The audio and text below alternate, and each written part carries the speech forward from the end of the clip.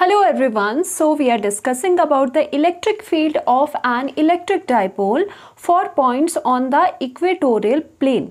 So इससे पहले हमने एक्सियल का किया था, एक्सियल लाइन पे अगर आपका कोई पॉइंट है ऑन द इलेक्ट्रिक डाइपोल के एक्सियल लाइन पे तो उस पॉइंट पर इलेक्ट्रिक फील्ड क्या होती है वो हम डिस्कस कर चुके हैं प्रीवियस लेक्चर में. सो यहाँ पर बात हो रही है इक्वेटोरियल प्लेन की. सबसे पहले देख लेते हैं इक्वेटोरियल प्लेन क्या होता है. उसके लिए पहले आपको पता होना चाहिए कि what is the equatorial line. So equatorial line is perpendicular to the center of dipole.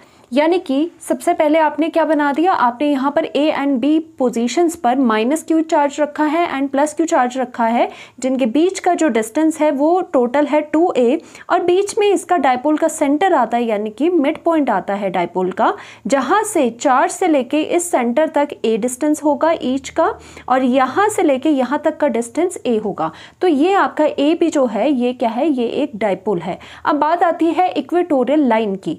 अब इक्वेटोरियल लाइन क्या होती है, जो ये डाइपोल का सेंटर है उससे अगर आप परपेंडिकुलर ये लाइन ड्रॉ करोगे, वो ये लाइन जो है, ये जो लाइन है वो कहलाती है इक्वेटोरियल लाइन.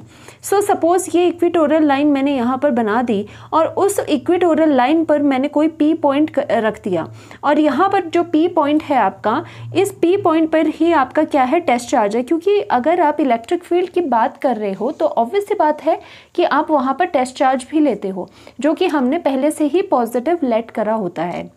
नाउ हमें यही निकालना है. अब इक्वेटोरियल लाइन तो ये होगी यानी कि PO is your equatorial line, जो कि जो सेंटर ऑफ द डाइपोल है जो उस पर परपेंडिकुलर पड़ती है. अब इक्वेटोरियल प्लेन का मतलब क्या हो गया, देखो ऐसी लाइंस, बहुत सारी ऐसी लाइंस होगी जो कि यहाँ पे परपेंडिकुलर पड़ रही होगी. तो ऐसी इक्वेटोरियल बहुत सारी जो इक्वेटोरियल लाइंस होती है उसको मिला के एक प्लेन बनता है जो जिसे कहते हैं इक्वेटोरियल प्लेन. या फिर ऐसे कह सकते हो जो ये लाइन, जो इक्वेटोरियल लाइन है वो जिस प्लेन में लाई कर रही है उसे कहते हैं इक्वेटोरियल प्लेन. तो यानी कि यही आ गया, ये जो आपको प्लेन दिखाई दे रहा है ये क्या है, this is your equatorial plane. और इसी प्लेन पे एक हमने पॉइंट P लिया है. अब पूरा का पूरा ध्यान कहाँ जाता है, इस P पॉइंट पे. इस P पॉइंट में हमने टेस्टिंग के लिए टेस्ट चार्ज रख दिया है. अब हम क्या यहाँ पर नोट करेंगे कि इस P पॉइंट पर माइनस क्यू की वजह से कितनी इलेक्ट्रिक फील्ड है, प्लस क्यू की वजह से कितनी इलेक्ट्रिक फील्ड है, यानी कि इन दोनों चार्जेस की वजह से इस P पॉइंट पर कितनी टोटल इलेक्ट्रिक फील्ड एक्सपीरियंस हुई, जैसे कि पीछे हमने किया था एक्सियल पर. इसी तरह से यहाँ पर करेंगे और सबसे पहले यहाँ पर एंगल क्या होगा, लेट इट बी, यहाँ पर अगर थीटा है तो यहाँ पर भी एंगल आपका क्या हो जाएगा, थीटा एंगल हो जाएगा. और minus Q and plus Q charges आपको पता है इक्वल इन मैग्नीट्यूड होते हैं. यहाँ से यहाँ का डिस्टेंस भी आपका इक्वल हो जाएगा, A एंड A हो जाएगा. देखिए अब इसमें आपको ये ध्यान देने वाली बात है कि हम यहाँ पर जो इलेक्ट्रिक फील्ड है आपकी वो कैसे डिनोट करेंगे. आपको पता है जो माइनस क्यू चार्जेस होते हैं, जो माइनस चार्जेस होते हैं, माइनस जो चार्ज होता है उससे जो इलेक्ट्रिक फील्ड लाइंस होती है वो इन्वर्ट होती है, उसमें इन्वर्ट होती है. ओके, इलेक्ट्रिक फील्ड लाइन जो पॉजिटिव में इलेक्ट्रिक फील्ड लाइन होती है आपको पता है वो रेडियली आउटवर्ड को निकलती है. ये सभी को पता है about the electric field lines. तो यहाँ पर आपने क्या किया, माइनस क्यू जो चार्ज है उसकी वजह से इलेक्ट्रिक फील्ड लाइंस जो यहाँ पर होगी वो किस तरह से होगी, वो किस डायरेक्शन में होगी, वो होगी आपकी रेडियली इनवर्ड्स, यानी कि माइनस क्यू की तरफ आता हुआ. तो यानी कि माइनस क्यू की तरफ आता हुआ ये यहाँ पे क्या हो जाएगी, electric field due to minus Q.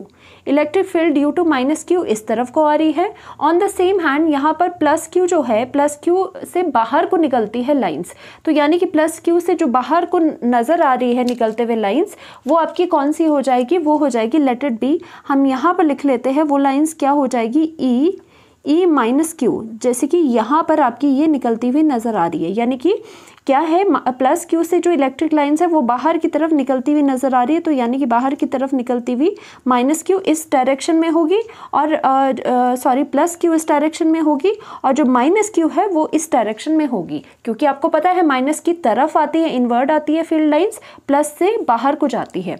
तो आपको माइनस क्यू की वजह से electric field line and plus Q की वजह से इलेक्ट्रिक फील्ड लाइन की डायरेक्शन पता चल गई. अब इसमें क्या होता है, अब अगर हम रिजल्टेंट निकालना चाहते हैं, देखो इस पॉइंट पर एक इस डायरेक्शन में इलेक्ट्रिक फील्ड लग रही है, एक इस डायरेक्शन में इलेक्ट्रिक फील्ड लग रही है। तो ऑब्वियसली पहले क्या होता था हमारा कि पहले हमने क्या किया है, अगर आपके पास ऐसा होता था कि इलेक्ट्रिक फील्ड, दो इलेक्ट्रिक फील्ड सेम डायरेक्शन में है, सपोज ये E1 है, ये E2 है, तो उसका मैग्नीट्यूड, उसका रिजल्टेंट इलेक्ट्रिक फील्ड निकालने के लिए हम प्लस कर देते थे E1 plus E2, because direction in दोनों की सेम है। इन केस ऑफ दिस, अगर ऐसा सिनेरियो होता था एक इलेक्ट्रिक फील्ड आगे को है, एक इलेक्ट्रिक फील्ड अगर पीछे को है, तो इसका जो नेट इलेक्ट्रिक फील्ड होता था वो कैसे निकालते थे, जो बड़ी इलेक्ट्रिक फील्ड है माइनस छोटी इलेक्ट्रिक फील्ड, यानी कि E1 माइनस E2, क्योंकि ये ऑपोजिट डायरेक्शन में थे। बट यहाँ पे थोड़ा कॉम्प्लिकेटेड क्यों हो गया, बिकॉज ये जो इलेक्ट्रिक फील्ड की डायरेक्शंस है वो ना तो सेम डायरेक्शन में है, ना ही वो ऑपोजिट डायरेक्शन में, ये कोई एंगल पे एक दूसरे के साथ है, एक ऊपर जा रही है, एक ये जा रही है।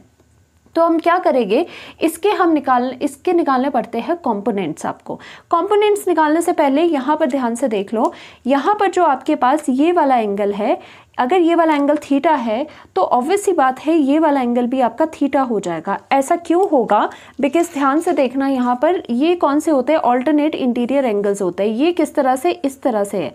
ये एंगल अगर थीटा है तो उसका जो ऑल्टरनेट इंटीरियर एंगल, अंदर वाला ही ऑल्टरनेट में, वो भी एंगल सेम होता है। तो ये वाला और ये वाला ऑल्टरनेट इंटीरियर एंगल है। और उसी तरह से जो ये थीटा एंगल यहाँ पर है, तो ये किसके इक्वल हो जाएगा, ये भी आपका, यहाँ पर भी आपका थीटा एंगल हो जाएगा। आप ध्यान से देखना ये कैसे इक्वल हुए, ये होते हैं कॉरस्पॉन्डिंग एंगल्स। कैसे, अगर आपने ये बना दिया तो सपोज यहाँ पर क्या है, देखो ये दोनों पैरेलल लाइन्स है, ये वाली आपकी पैरेलल लाइन है और ये जो लाइन है अगर इसको आगे तक बनाओगे तो वो भी आपकी पैरेलल लाइन आएगी। ये जो एंगल है ये क्या है, लाइन के ऊपर है, ये वाला एंगल।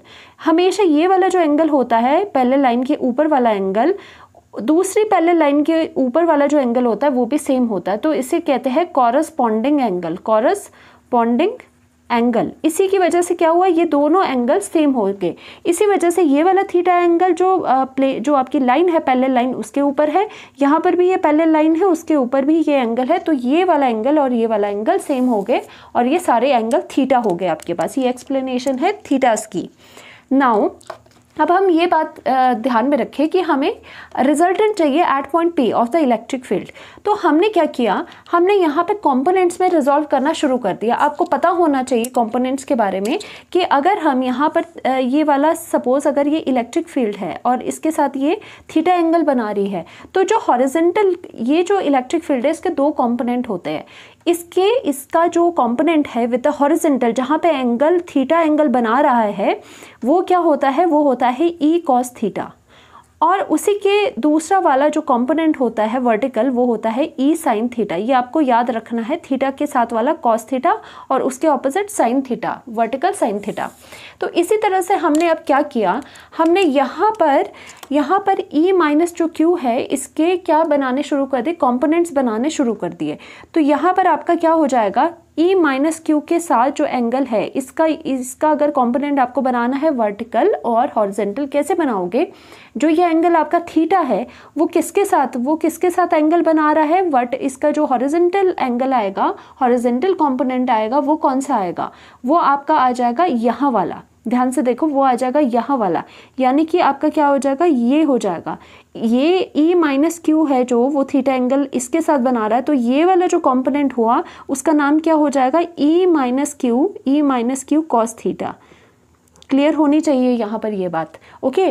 और इसी के साथ ये देखो, ये हॉरिजॉन्टल कंपोनेंट हो गया और इसी बीचों बीच इसका ये वाला जो कंपोनेंट होगा, यानी कि इस तरफ को नीचे जा रहा होगा, वो कौन सा कंपोनेंट होगा, E minus Q sine theta, ये वाला हो गया, ओके। यानी कि E माइनस क्यू के एक ये हॉरिजॉन्टल और एक ये वर्टिकल कंपोनेंट्स रिजॉल्व हो गए।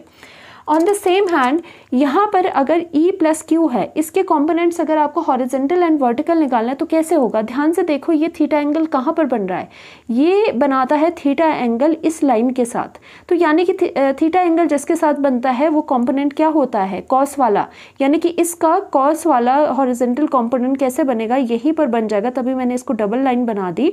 इसका भी एक कंपोनेंट यहाँ पर बन जाएगा और वो कौन सा होगा, कॉस वाला होगा।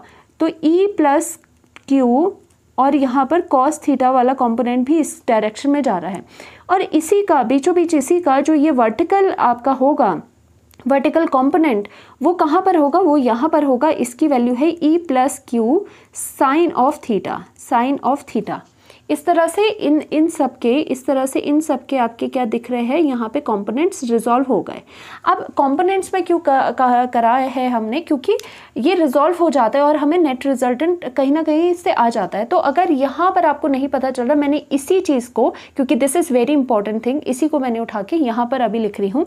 एक्चुअल में क्या है, बीचों बीच आपका क्या है, बीचों बीच है आपका, बीचों बीच, एक मिनट, यहाँ पर हम करेंगे कि बीचों बीच है आपका यहाँ पर E + Q।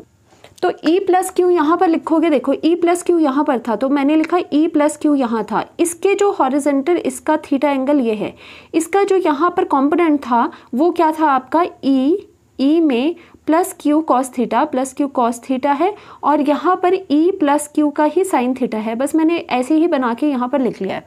On the other hand जो आपका -Q है, उसके E - Q यहाँ पर आ रहा है और थीटा एंगल ये बनाता है। तो जो आपका हॉरिजॉन्टल कंपोनेंट है वो कितना हो जाएगा इस डायरेक्शन में, वो इस डायरेक्शन में हो जाएगा E - Q cos theta. Done. और यहाँ पर जो वर्टिकल है वो कितना हो जाएगा E - Q of sine theta. देखो ओके, यहाँ तक आपको क्लियर हो जानी चाहिए चीज़ें।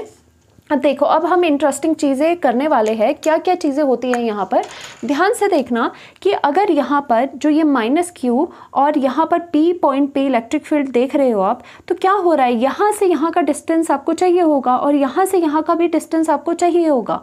तो आपने सबसे पहले क्या किया, ये पॉइंट जिसको ऑब्जर्व करना है, O से लेके यहाँ P तक का आपने डिस्टेंस कितना मान लिया, आपने R मान लिया। ओके, तो हमने लेट क्या किया, OP = R, OP को हमने R मान लिया। अब हमें डिस्टेंसेस चाहिए AP और हमें BP चाहिए। तो हम क्या करेंगे, इसमें हम पाइथागोरस लगाएंगे। पाइथागोरस में क्या होगा, ये बेस हो जाएगा, ये परपेंडिकुलर हो जाएगा और ये आपका हाइपोटेन्यूज हो जाएगा। तो हम वही चीज़ें ये निकालने के चक्कर में हमने क्या किया, हमने यहाँ पर लिख सकते हैं in triangle APO, in triangle, ध्यान से देखो, इन ट्राइंगल APO क्या हो जाएगा, ये आपका हाइपोटेन्यूज है, ये परपेंडिकुलर है, ये नीचे बेस है। तो यहाँ पर क्या हो जाएगा आपका AP² हाइपोटेन्यूज का स्क्वायर इज इक्वल टू, देखो हाइपोटेन्यूज का square is equal to perpendicular का स्क्वायर, वो कितना है आपका R² प्लस बेस का स्क्वायर, बेस कितना है यहाँ से यहाँ तक A है, तो आपका A² हो गया। तो यानी कि आपकी जो AP की वैल्यू निकली है वो किसके इक्वल निकली है, यहाँ से इधर को जाएगा, स्क्वायर रूट हो जाएगा R² प्लस A² हो जाएगा। सिमिलरली इस ट्राइंगल में भी हम लिखेंगे, सिमिलरली हम क्या लिखेंगे, सिमिलरली जो आपका यहाँ से B और P होगा, BP भी आपका क्या हो जाएगा, BP भी आपका सेम हो जाएगा। और वो देखो कैसे हुआ, सीधे से वहाँ पर भी पाइथागोरस थ्योरम लगा दो, यहाँ पर क्या हो जाएगा, हाइपोटेन्यूज इज इक्वल टू इसका R² प्लस इसका A²। तो यानी कि यहाँ और यहाँ की हमारे पास अभी वैल्यूज़ पता चल चुकी है। कितनी पता चल चुकी है वो हम यहाँ पर लिख सकते हैं। यहाँ पर वैल्यू है √R² प्लस A²। ये वैल्यू यहाँ से यहाँ तक इतनी है, यहाँ से यहाँ तक भी वैल्यू कितनी है, √R² प्लस A²। तो ये वाली वैल्यूज़ हमें, ये वाले डिस्टेंस, इंपॉर्टेंट डिस्टेंस हमें पता चल चुके हैं। नाउ अब बात क्या आती है, ये वाली हमने निकाल दी। अब बात ये आती है एक इम्पॉर्टेंट थिंग कि देखो डिस्टेंस अगर सेम है, यहाँ से यहाँ तक का डिस्टेंस सेम है, यहाँ से यहाँ तक का भी डिस्टेंस सेम है, तो -Q की वजह से जो इलेक्ट्रिक फील्ड इस पर आई और +Q की वजह से जो इलेक्ट्रिक फील्ड इस पर आई, तो वो दोनों क्या हो जाएगी, वो सेम हो जाएगी। क्योंकि आपको पता है इलेक्ट्रिक फील्ड डिपेंड करती है डिस्टेंस पे। तो अगर ये P पॉइंट यहाँ से भी इक्वल डिस्टेंस पे है और यहाँ से भी इक्वल डिस्टेंस पे है, तो ऑब्वियसली इन दोनों की वजह से लगने वाली इलेक्ट्रिक फील्ड इस पॉइंट पे भी सेम हो जाएगी, क्योंकि डिस्टेंसेस हमारे सेम है।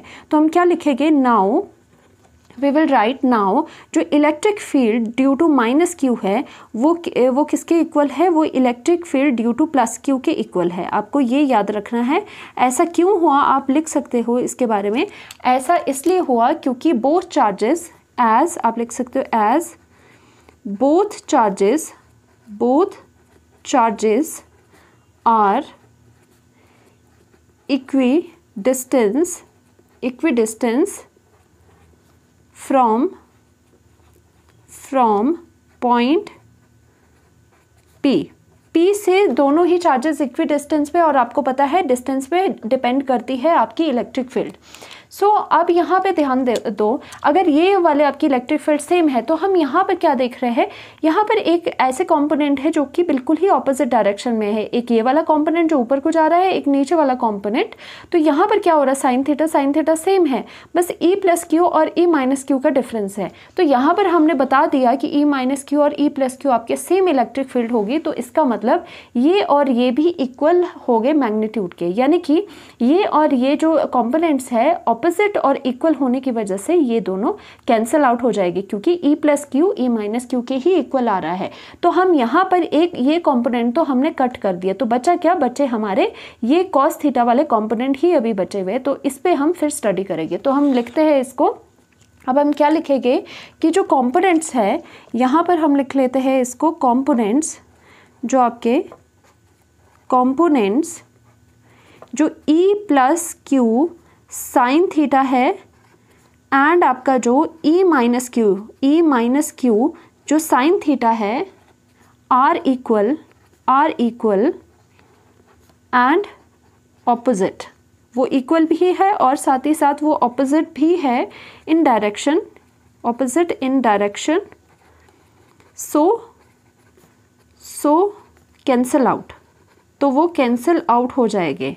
समझ आ गई ये बात, ये वाले कंपोनेंट्स आपके कैंसिल हो गए, इनका तो कोई कंट्रीब्यूशन है ही नहीं।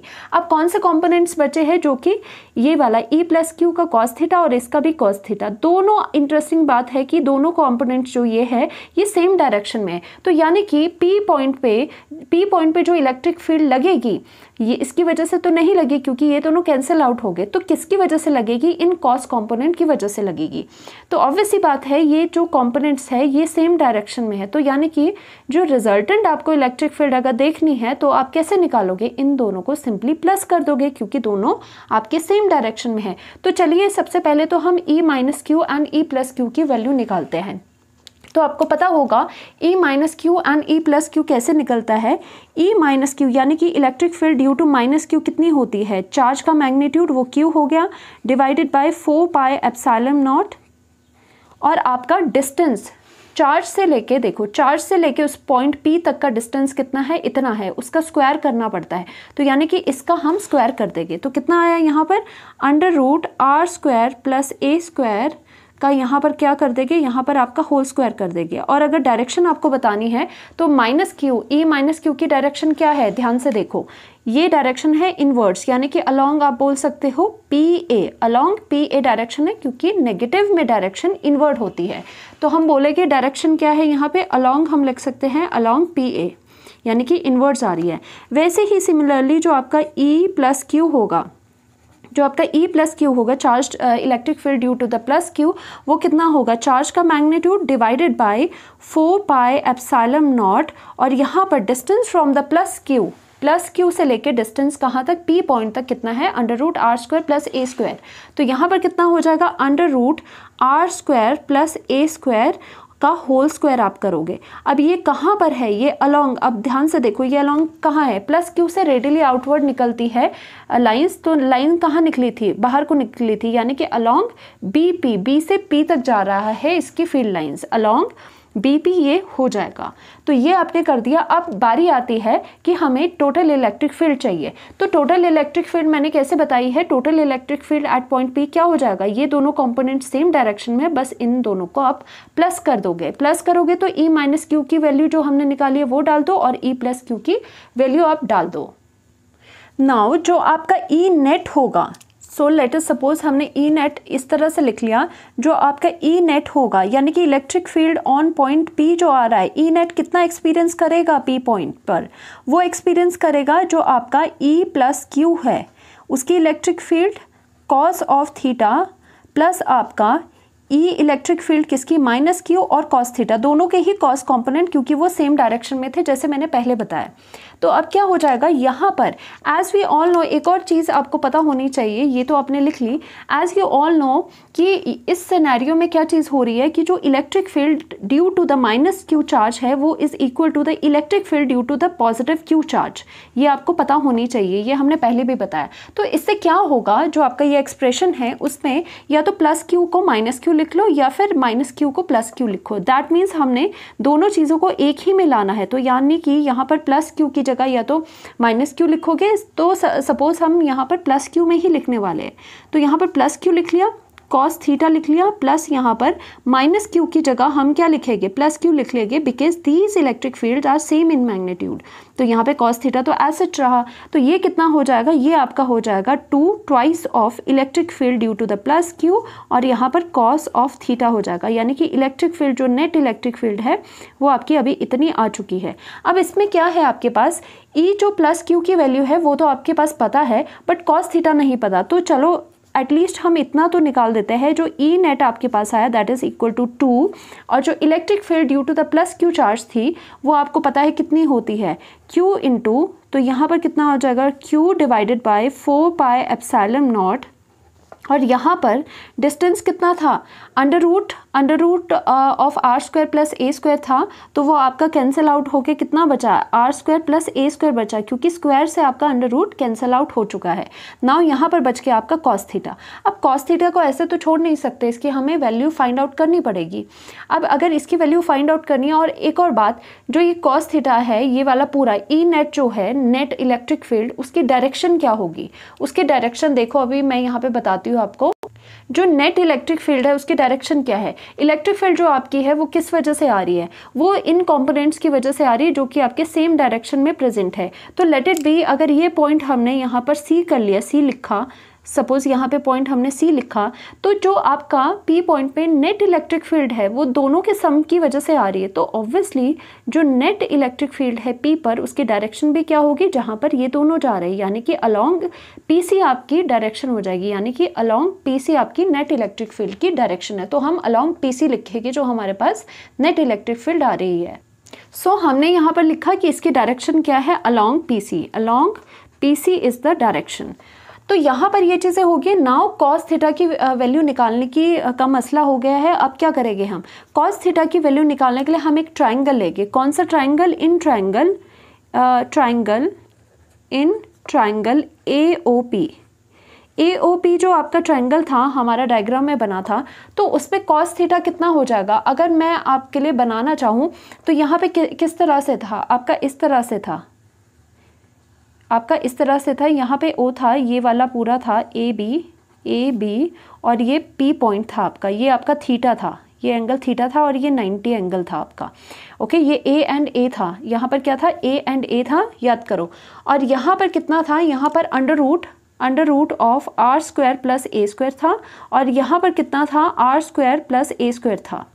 सो यहाँ पर AOP में कॉस थीटा अगर आप निकालना चाहते हो तो कॉस थीटा कितना होता है, जो ट्रिग्नोमेट्री होती है उसमें क्या होता है, कॉस की वैल्यू हमेशा बेस अपॉन हाइपोटेन्यूज होती है। तो यहाँ पर कॉस थीटा, ये वाले थीटा को देख के इस ट्राइंगल में आप बताओ यहाँ पर बेस क्या है, बेस आपका A है, हाइपोटेन्यूज आपका ये है। तो दैट मीन्स आपने वैल्यू क्या निकाली, आपको यहाँ से पता चला, we know that base is R A, base हमारा A हो गया, और हाइपोटेन्यूज जो है वो हमारा under root R square plus A square value है।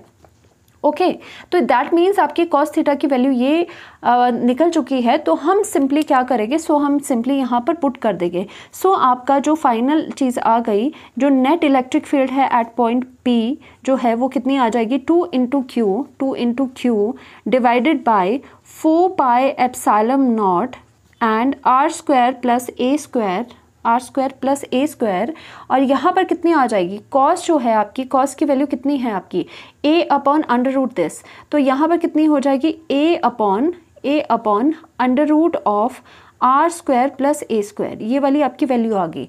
और इसको फर्दर आप सॉल्व कर सकते हो कि आप R square plus A square है और R square plus A square का अंडर रूट है। अंडर रूट मतलब अंडर रूट क्या होता है, हाफ पावर होती है, आपको पता होना चाहिए। अगर मैंने लिखा है R square plus A square, तो उसमें ये जो अंडर रूट है उसको कैसे लिखते हैं, अंडर रूट का मतलब होता है हाफ पावर। तो यहाँ पर ये हाफ पावर है और यहाँ पे इसकी पावर क्या है, इस पूरे की पावर है 1, तो 1 प्लस हाफ कितना हो जाएगा 3/2, यानी कि आपकी जो इलेक्ट्रिक फील्ड जो नेट आ गई वो फाइनली फिर से हम रीराइट करेंगे, वो कितनी आ गई 2q/4πε0 और यहाँ पर r² + a² और इसका 3/2 आ गई। अलॉन्ग किस डायरेक्शन में, अलॉन्ग लिख सकते हो along the direction of PC, जहाँ पर आपके दोनों ही कॉस कंपोनेंट्स प्रेजेंट है। ये तो आपकी ये वाला बन गया आपका एक्चुअल में फॉर्मूला बन गया, जो टोटल फॉर्मूला है P पॉइंट पे इतनी इलेक्ट्रिक फील्ड लग रही होगी। तो इसमें स्पेशल केस आ जाता है, हम यहाँ पर केस लिख लेते हैं। यहाँ पर एक केस आ जाता है, अगर ऐसा हो कि हमारा जो A है वो is very very smaller than the R, यानी कि आप बोल सकते हो दैट मीन्स अगर हमारा शॉर्ट डायपोल हो, यानी कि हमारा अगर शॉर्ट डायपोल हो, ओके, अगर हमारा शॉर्ट डायपोल हो तो क्या होगा, A का कम होना यानी कि शॉर्ट डायपोल हो रहा है, क्योंकि आपको पता है ये A और A है, डायपोल जो है ये पूरा ये इसका डिस्टेंस होता है बीच में 2a, यानी कि ये स्मॉल होने की वजह से देन दिस वन ये कितना था R था। अगर ये R आपका बड़ा है और ये जो है आपका पूरा ही छोटा है यानी कि शॉर्ट डायपोल है, तो आप क्या कर सकते हो, सिंपली आप जो A है उसको निगलेक्ट कर सकते हो, ओके, यानी कि सिंपली आप A को निगलेक्ट कर सकते हो, कहाँ से, from the denominator. We can neglect, हम लिखेंगे we can neglect A from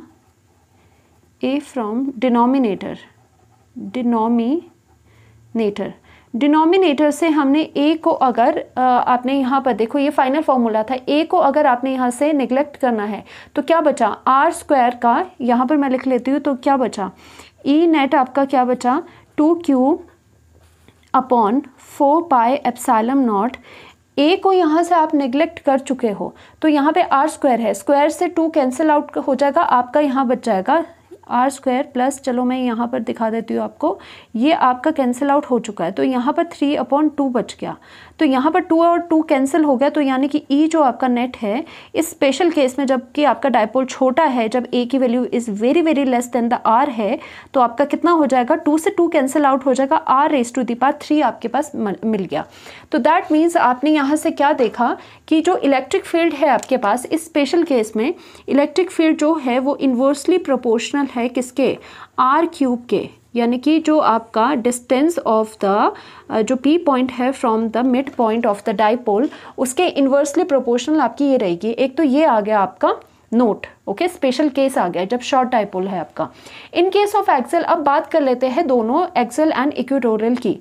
पहले वाले लेक्चर में आपने एक्सेल के बारे में बात करी थी कि एक्सेल में आपका कोई P पॉइंट था, वहाँ पे आपको निकालनी थी आपकी इलेक्ट्रिक फील्ड।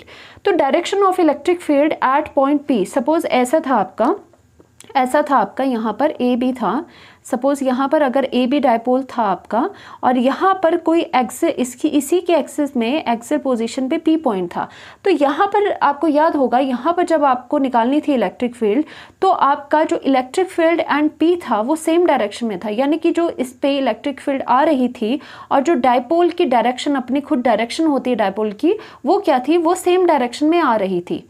ठीक है, तो हम बोल सकते हैं कि direction of electric field at point P on the axial is in the direction of dipole moment थी वो, और आपको पता है डायपोल मोमेंट की डायरेक्शन कहाँ से होती है, नेगेटिव चार्ज से लेके पॉजिटिव चार्ज तक। तो E net and P have same direction. तो अगर कोई पूछे कि इसके इन दोनों के बीच का एंगल क्या हुआ था उसमें, तो आप क्या बोलोगे, पहले लाइंस के बीच का एंगल 0 होता है, आप बोलोगे simply the angle between electric field and the dipole moment is 0। तो उसी तरह से इक्वेटोरियल का केस आ चुका है। डायरेक्शन ऑफ इलेक्ट्रिक फील्ड आपकी क्या है, अगर आपका पॉइंट इक्वेटोरियल पोजीशन पे है तो आप बताओ electric field and dipole moment की डायरेक्शन कहाँ है। तो मैं आपको फिर से उसी में डायग्राम में ले चलती हूँ। सो आप देख सकते हो यहाँ पर अगर डायपोल मोमेंट की डायरेक्शन बतानी हो, आपको पता है हमेशा नेगेटिव से पॉजिटिव होती है, तो यानी कि P जो है आपका, दिस इज योर P, ये आपका P है इलेक्ट्रिक डायपोल की डायरेक्शन, यानी कि -q चार्ज से +q, हमेशा माइनस से पॉजिटिव में इलेक्ट्रिक फील्ड की डायरेक्शन ये वाली हो गई।